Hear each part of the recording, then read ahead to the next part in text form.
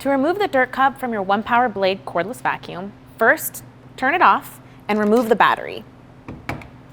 Pinch the tabs to remove the dirt cup. Now press the release button to empty it over the trash can.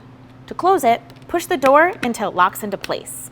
If there's still debris in the dirt cup, open the lid, remove the separator, and wipe the metal mesh with a paper towel, and remove any debris.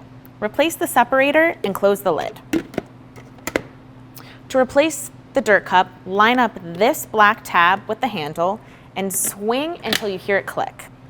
If you're still having issues and difficulty with your vacuum, please don't hesitate to reach out to us.